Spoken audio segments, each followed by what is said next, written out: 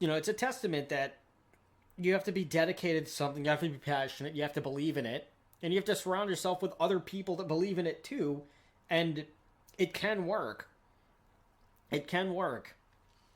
I'm not going to sound like one of those help guru people that where they're like, "Oh, the hard work is up to you. You have to do it. You're the reason that it lives or dies or it fails or succeeds." There's other factors too at play, but everything that you can control, I will say, everything that is within your control, if you can navigate those waters and end up making the right decisions out of it, chances are you'll be okay. And Kevin Smith did this. He just, he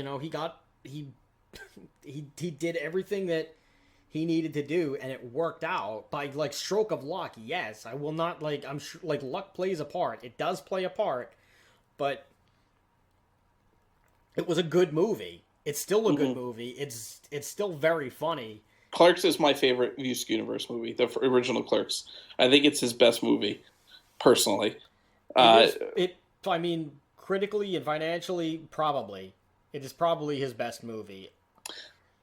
Well, I mean, financially, he's made movies that have made, like, Chasing Amy made $12 million at the box office on a budget of $250,000. Right. So it's not necessarily his best performing. Well, maybe now it is because of home video release and like, he really parlayed Clerks into, like, an empire, essentially. Yeah, and I'm sure Clerks 2 did much better than Clerks 1.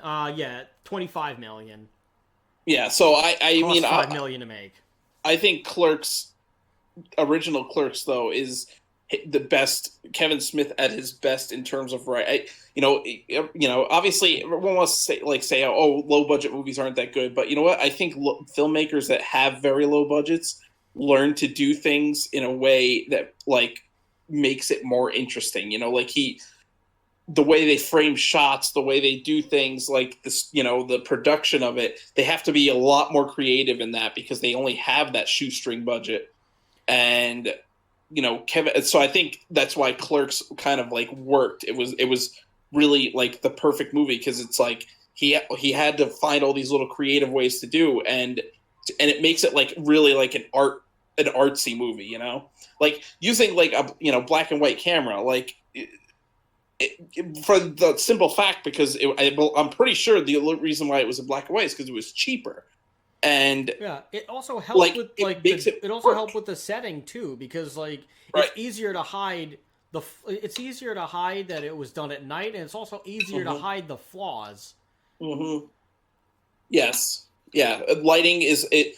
I think specifically lighting is way easier to do in black and white than it is on color.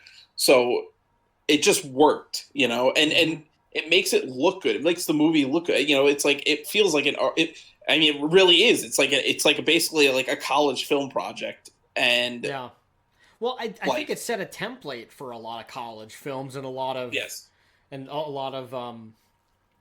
a lot of just like indie films in general. Yeah. We have a watch along for this, and we talked about it on the Napoleon Dynamite episode.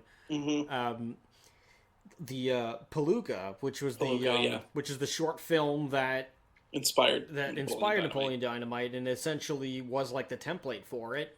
Yeah, and it was what got Napoleon Dynamite off the ground anyway.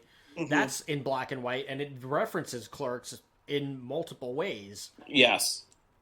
So if there's no Clerks, then there might not be a Napoleon Dynamite. Yeah, I mean, I think there wouldn't be a lot of independent films. I'm sure. Wouldn't be a lot of directors really either. He paved the way. Yeah, exactly. He inspired these like hometown, like suburban kids to become filmmakers. I think a big part of the reason why I have such a attachment to Clerks, original Clerks, also is that growing up in New Jersey and like being a clerk for a good portion of my life, working as a clerk, it's like it feels. I feel some kind of connection to that, because it's like my life basically, growing up in suburban New Jersey, I remember. Well, Clerks was Clerks is always going to be one of my favorite movies. But I think I was like 13 the first time that I saw it, Mm-hmm. And then I started watching all the other Askewniverses because movies, because of course I did. Yeah. And I was like a punk skater kid. I was like a Yeah. metalhead skater kid in like high school and middle school. I I collected comic books, so like every Mm-hmm. Wednesday I'd go to the comic book store when there was a comic book store near my house. I think it's a paint store or like a wedding cake store or something like that. Now I don't even know what it is because I haven't lived in my old neighborhood for like almost 2 years now, so I don't even know what Yeah. the hell it is. Um, and I think I've only gone back once, and I don't really have I don't really have any plans to go back. Yeah. Um, but I would every Wednesday, me and a couple of my friends, we would go to the comic book store. We'd buy our comic books, like Spawn, Ultimate Spider-Man, Ultimate Fantastic Four, Mm-hmm. whatever the crossover event was. That's kind of like the stock of what we'd buy. Then we'd go through the books in the back that were like, back issues and stuff, just to try to like add things to our collection. I always did the '90s Todd McFarlane Spider-Man and like some of the '80s Spider-Mans too. Mm-hmm. Like I was drawn to anything with Venom in it, really. So like Venom Ultimate Carnage, Yeah. or like anything Todd McFarlane related, like anything Black Suit Symbiote stuff I was really into, and also anything Spawn related. So like I've always been a Todd McFarlane guy. We could do a Spawn episode at one point too, which would be really neat. Um, but anyway, so we'd do that, and then we'd go to 7-Eleven, which was like a few blocks down the street, and then we'd get our Slurpees, we'd hang out, we'd drink the Slurpees, and we'd just kind of be we kind of emulate Jay and Silent Bob. Yeah. We'd sit in front of the 7-Eleven, and and I would do this with my skateboard friends too. We'd skate, we'd go to 7-Eleven. That's Mm-hmm. kind of what the day was. We'd skate, we'd go to 7-Eleven, and then we'd skate more. And we'd just hang out there. I'd kind of game the system a little bit. I'd buy a Slurpee, I'd drink it halfway, I'd go back in and I'd refill it, and then Mm-hmm. I do this like several times. So I was a chubby little. I was kind of chubby for a while, and hopped up on sugar. But you're when you're like 13, 14, 15 years old, you don't think about that stuff. Yeah. And now I can't even drink Slurpees because I don't do a lot of sugary stuff. I don't Yeah. even like soda anymore. Yeah. But that's what we would do. We were like just like Jay and Silent Bob, and me and my friend Lewis, we'd stand in the same poses on the side of on the side of the wall at 7-Eleven. We'd like just do Mm-hmm. the Jay and Silent Bob pose. And there was one Halloween where we were Jay and Silent Bob, and we just stood in Yep. we just stood in front of the 7-Eleven drinking Slurpees, and that was it. That was our Yeah. Halloween. We did that for like maybe an hour or two.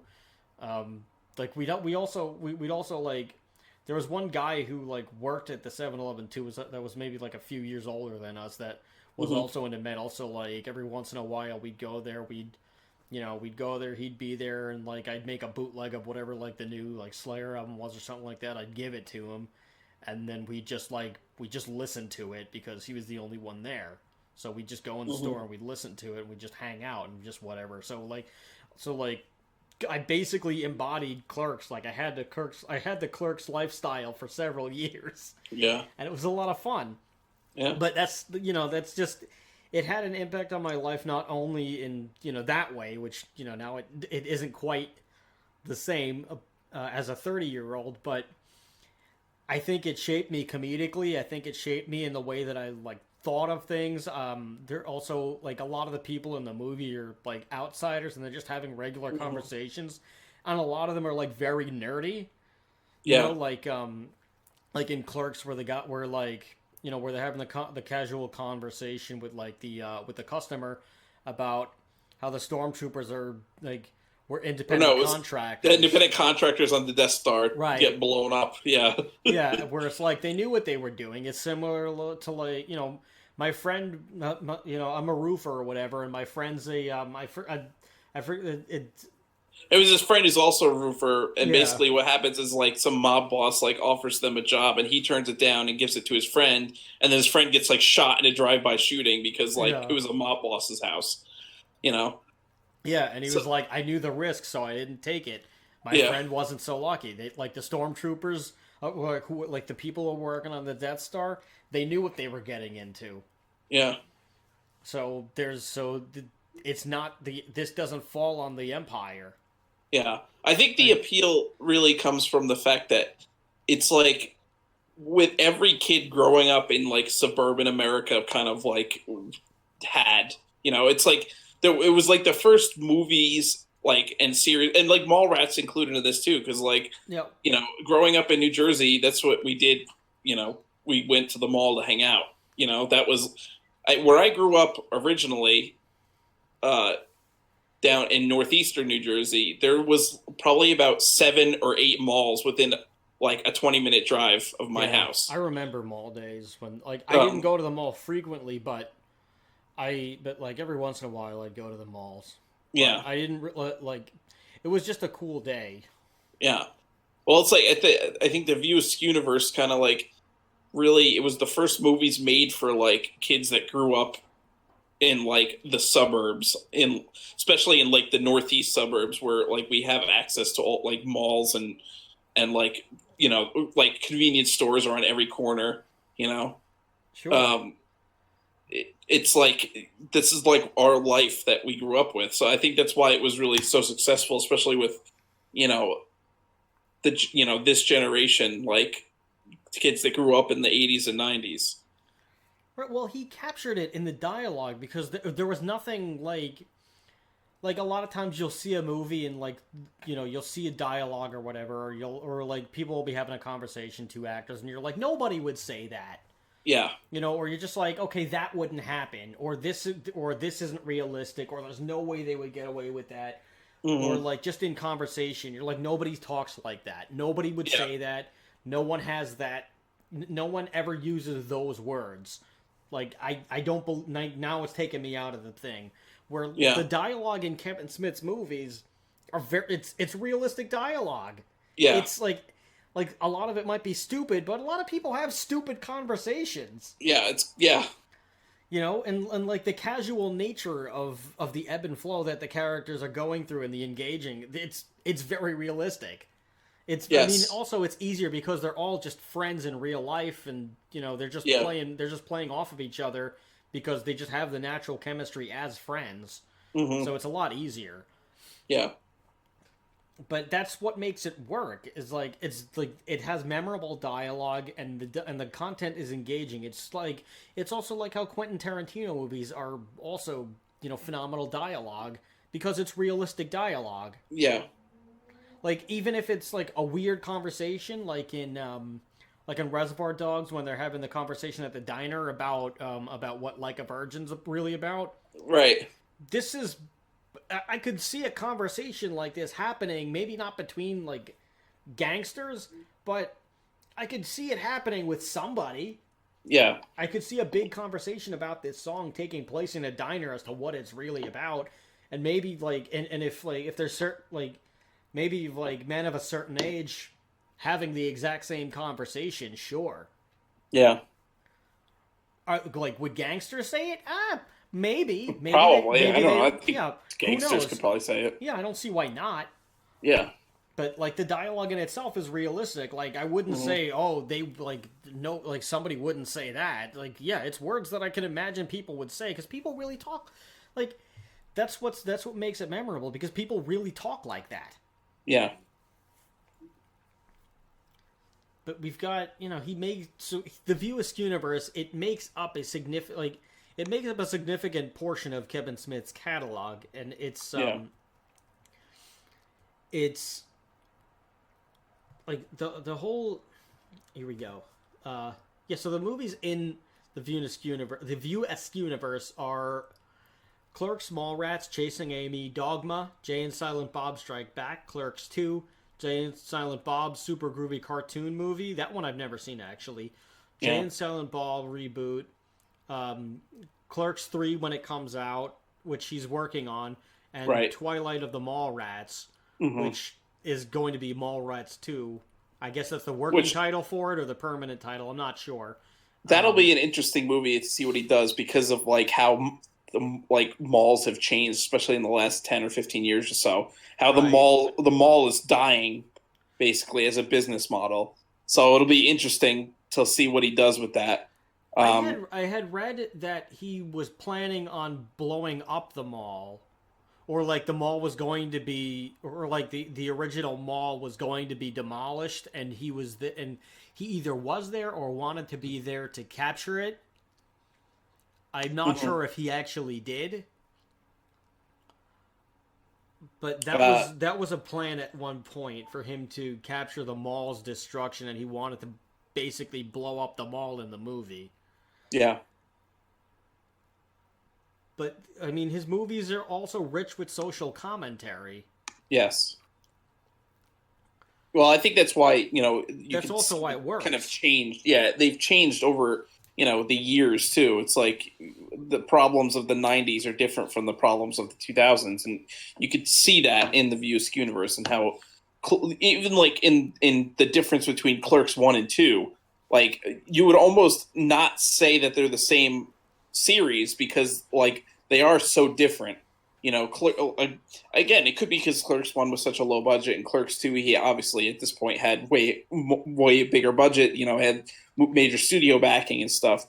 But I think that I mean, also just his the movies still changing landscape his and movies still of stick to a society. relatively low budget compared to like other movies. Yes. Well, yeah, and when these are like again, they're dialogue heavy movies. That's not like they're not really about like big special effects or anything crazy, big sets, anything like that. They're pretty much filmed like you think about even Clerks 2 is pretty much almost filmed exclusively entirely in the movies, except for like the scene that they're in jail and when Dante and Randall go ride go-karts. Right. They're pretty much always in the movies. Same thing with Clerks 1. They're pretty much always in The the store. convenience store, Yeah. except for like when they're in the video store, and when Randall goes out to the other video store, and then briefly you see them running out of the funeral home when they are at the funeral, but you don't actually see inside the funeral home.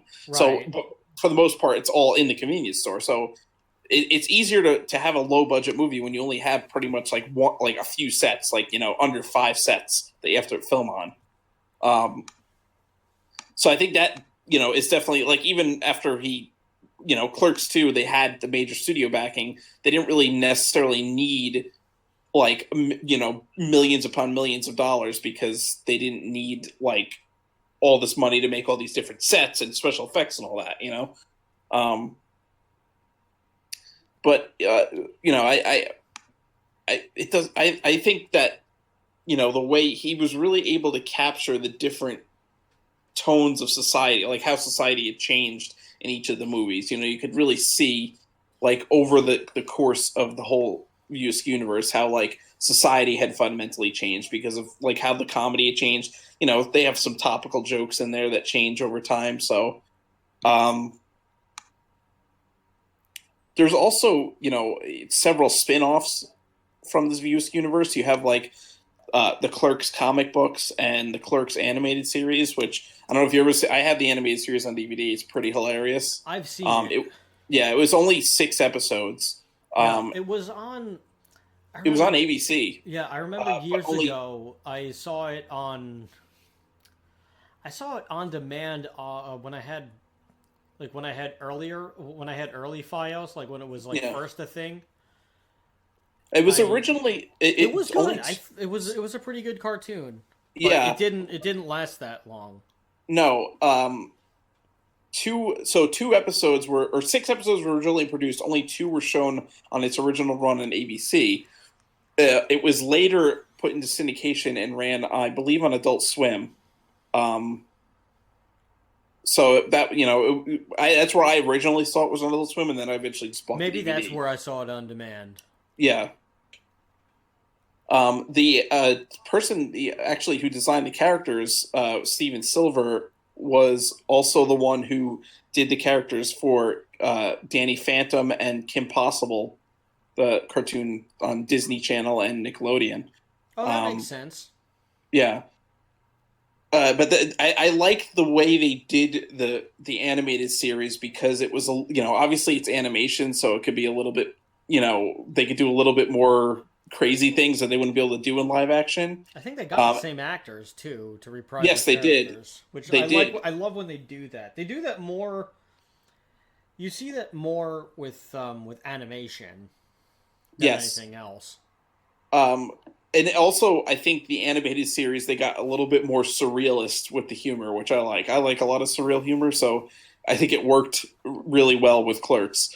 They did. I Um, was gonna say they continued it. It wasn't really like its own, like it was kind of its own thing, but it still felt within the. If it still felt like it could have just taken place in a movie if they just want like it didn't feel like, oh, this is a cartoon version. It just felt like, oh, this is.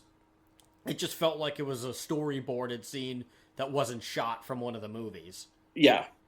Like it just felt more of like a continuation. Like it really Yes. felt it. It felt more like a continuation, kind of like how like Merciful Fate ended up like basically how and Merciful Fate broke up, and then like King Diamond when King Diamond like struck it out on his own as like as a solo artist. Hmm. King like the King Diamond albums were an extension of the Merciful Fate Yeah. style. Like there Yeah. was it wasn't like it was Merciful Fate is its own thing, and then King Diamond is totally separate, totally different project. Like he links the two, and I thought Hmm. like it's similar to that for me. Yeah. So I really enjoyed it. I wish that they would do. Oh no, I know where I now I remember they showed it on G4 or Tech TV as it later became known. Okay. That's where I saw it. Yeah. I missed that channel. I missed that show. I loved X Play. Yes. That show was awesome, and I loved Code Yeah. Monkeys. X Play was amazing. Yeah. Monkeys was Code funny. Monkeys was hilarious. We should do an episode on just that channel. I mean, Yeah. they did a reunion thing like last year, I think. Just like just to like get everybody back together. Morgan Webb is still a babe. Olivia Yeah. Munn ended up being the most successful one on there. She's Well, still yeah. She's like an actress now. yeah, she's still smoking. Hmm. And Adam Sessler is still awesome and funny. Yeah. It was it was cool. I didn't watch the whole thing, but it was nice to just see everybody again. Yeah. I just missed the show X Y. I mean, X Play was hilarious. They had a yeah, lot of good skits on X Play. yeah, they really did, and they also had Robot Wars Extreme Warriors on that show. Yeah. I loved that show. I Yeah. mean, they're like it's I don't know if it's Ninja still Warrior, the original Ninja Warrior from Japan, was yeah. on before. Yeah, I mean that show I think like saved the channel for a little while, Yeah. but I mean ultimately I don't know. I forgot what happened. I want to say another cable company bought the like or another network bought that channel, and then they just Yeah. I ran think it that's into pretty the much what ground or happened. changed it, which Yeah. sounds like corporate America to me. They started just showing like nothing but like reruns of like Star Trek and like that show Cheaters or whatever. Like Oh it God, just yeah, I got remember that. it got really like repetitive, and like they took pretty much all the like shows like X Play. They stopped producing X Play. Attack of the Show kind of like went on for a little bit, but even then, like they stopped doing that. I think X Yeah, Play basically became a segment on Attack of the Show, and that was like their only like video game related content on the whole channel after they like retooled. So it just got really bad, yeah, which that is sad sounds because that was familiar. like when I was in high school, that was like my favorite TV channel because Oh, me too. That was the it only was thing so I'd good. have on. I'd have on either that or Comedy Central, Yeah. and I just go between the two. Yep. And then they killed it.